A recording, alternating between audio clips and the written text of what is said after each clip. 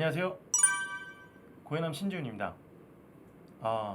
오늘은 사연보다는 지금 제목에서 보시는 것처럼 제2의 용산 어떤 곳인지 제가 말씀을 드리려고 합니다.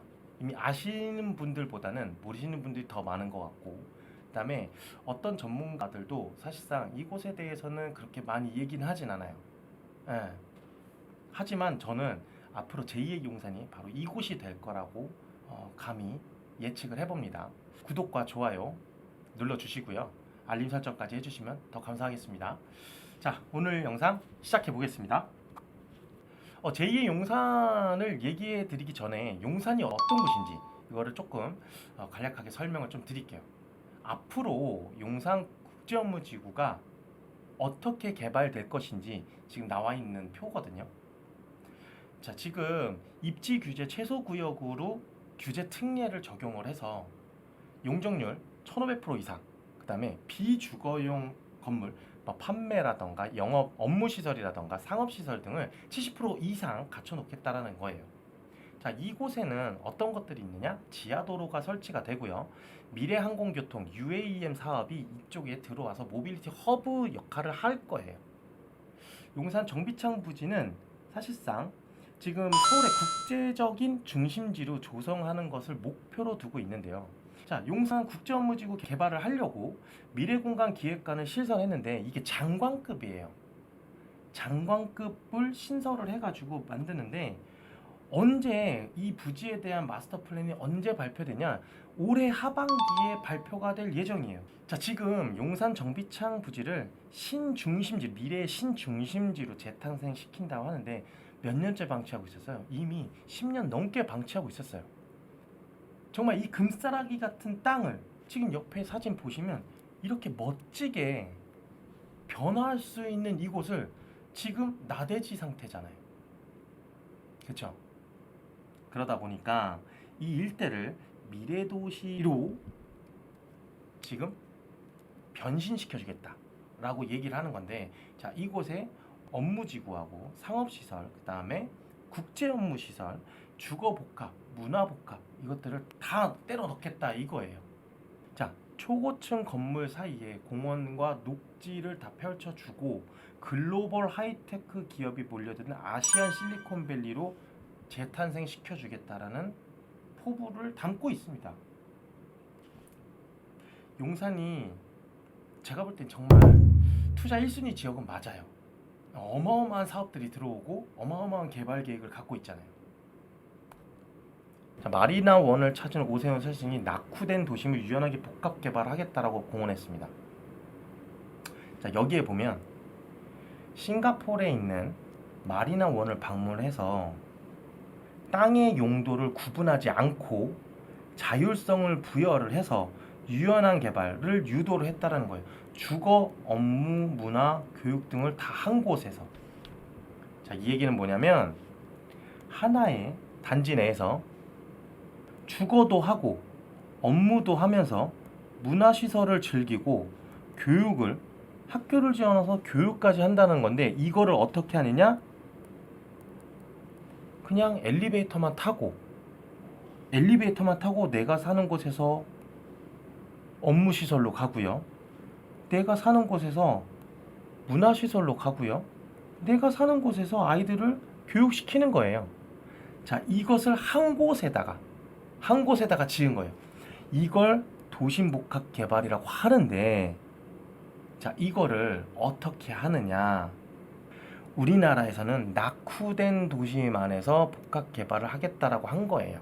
지방에다가 하는 것도 아니고 서울 외곽에다 하는 것도 아니에요. 서울 도심 안에다가, 낙후된 도심 안에다가 하는 거예요.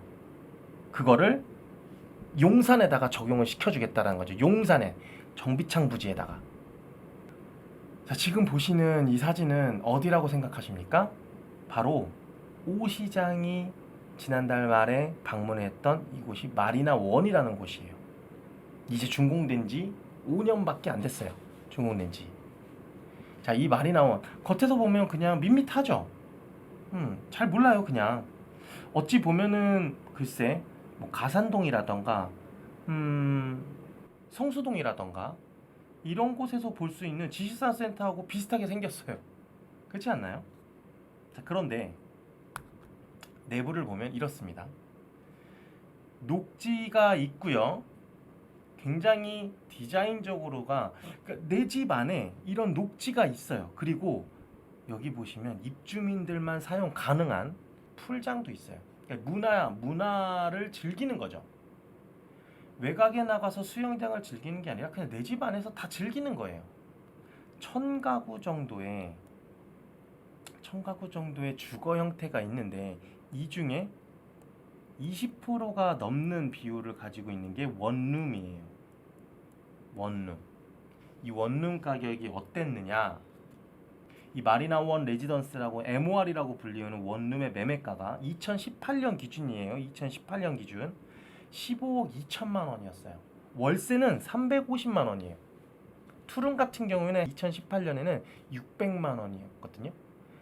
지금 환율로 계산하거나 지금 5년 정도, 4년, 5년 정도가 지금 지난 이 시기에는 과연 이 금액이 어떻게 됐을까? 엄청나게 올라갔겠죠. 자, 그런데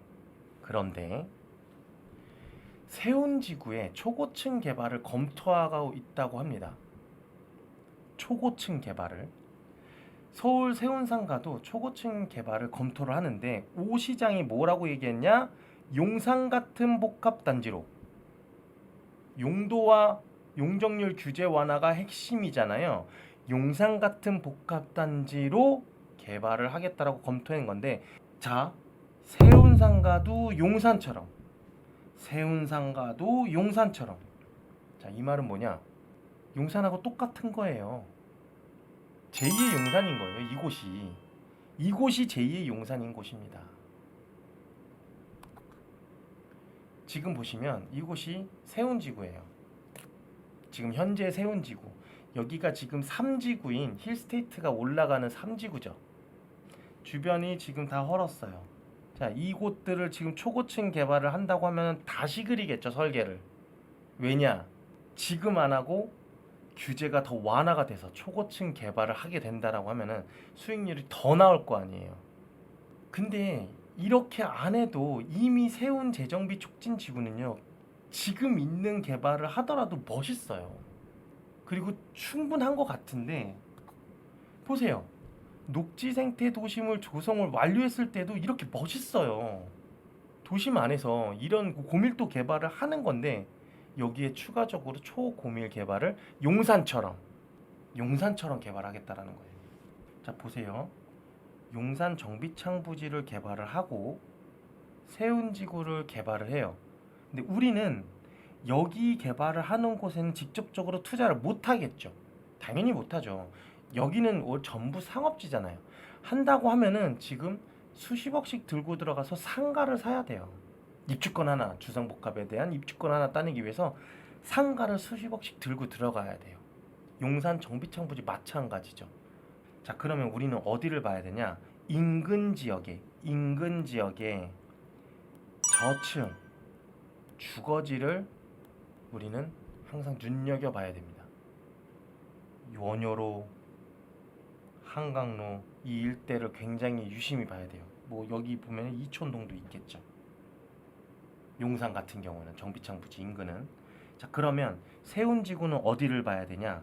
자, 이렇게 저층 주거지 회연동, 필동, 예장동 이런 곳을 봐야 되는 거예요. 자, 이 지금 보시는 사진은 어떤 사진이에요? 2040 도시기본 계획이죠. 자, 2040 도시기본 계획에 도심 축을 4+1의 축을 조성을 한다는 건데 보세요. 용산은 국가 중심 축이에요. 세운지구는 지금 남북 녹지 축이에요. 이미 2040 도시기본 계획에서는 이렇게 다 짜여져 있어요. 우리는 이미 3월달, 4월달에 이거에 대한 내용들을 우리는 이미 다 알고 있잖아요. 시청자분들은 다 알고 있었어. 자, 그런데 간과했던 거죠. 간과했던 거예요. 우리가 용산은 좋은 건 알아. 그렇지만 투자금이 많이 들어가는 것도 사실이잖아요. 그러면 우리는 녹지축을 갖고 있는 세운지구도 제가 누누이 말씀을 드렸잖아요. 이쪽도 눈여겨보시라고 항상 말씀을 드렸었던 곳이에요. 서울시는 굉장히 큰 계획을 먼저 발표를 해놓고 하나씩 하나씩 퍼즐을 맞춰가고 있는 단계입니다. 자, 약수역 일대에 규제 완화로 기대감이 폭발하고 있어요. 이 규제 완화가 뭐냐? 층고 규제 완화거든요. 약수역 인근의 규모와 층고 규제 완화예요. 자, 이 얘기는 뭐냐? 똑같은 말로 고도 제한을 완화해 주겠다라는 거거든요. 자, 이거를 언제 얘기를 했느냐? 7월 27일 지난달 말에 도시건축공동위원회를 열어서 약수 지구 단위 계획 결정안을 수정 가결했다라고 발표를 했는데, 제가 6월 10일 날 올린 영상을 반드시 한번 보세요. 그때 제가 뭐라고 했냐? 그때 제가 약수 지구 단위 계획으로 아니라 고도 제한, 남산 고도 제한 완화에 대해서 6월 10일 날 먼저 말씀을 드렸어요. 예측이 맞아 떨어진 거죠. 예측이. 자, 남산 주변에 고도 제한 고도 지구인데 이미 이 남산 일대에 고도 제한을 받고 있었던 이 약수 지역이 이번에 고도 제한이 완화가 됐잖아요. 그럼 나머지 인근 지역에 있는 곳들도 다 이제 고도 제한이 완화가 될 거라는 기대감을 굉장히 크게 갖고 있는 거죠.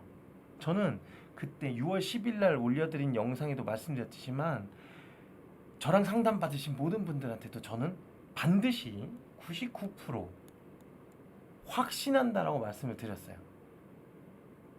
이미 오래전부터 저는 이렇게 확신을 갖고 항상 말씀을 드렸던 내용인데, 네, 예측이 맞아 떨어졌네요.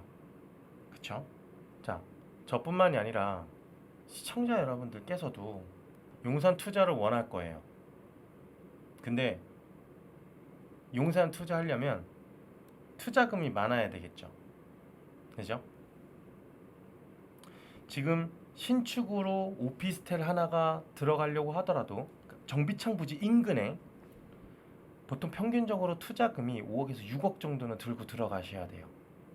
그냥 단순히 오피스텔인데도 불구하고 주택으로 뭐 이촌동이라던가 한강로 상가 같은 경우는 뭐 말도 못하죠. 자, 보세요. 정비창 부지죠. 이촌동 볼까요? 10억, 7억 3천, 12억, 10억 9천, 그쵸? 25억, 22억, 20억, 25억, 7억, 6억, 자, 5억이 훌쩍 넘어가고 있습니다. 용산 투자. 근데 제가 아까 말씀드렸죠? 제2의 용산을 보자고.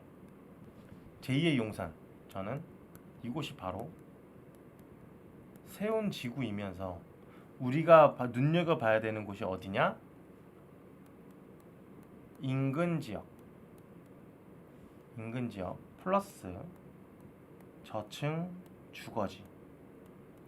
저층 주거지를 반드시 눈여겨봐야 돼요. 제가 아까 말씀드렸잖아요. 6월 10일 날 올려드렸던 영상 다시 한번 보세요. 반드시 2번이고 3번이고 반드시 보세요. 제가 정말 상세하게 알려드렸어요. 자, 이 저층 주거지를 우리 눈여겨봐야 되고요. 제가 아까 말씀드린 자금력이 있으신 분들은, 자금력이 어느 정도 5억 이상 가지고 계신 분들은 용산 들어가세요. 하지만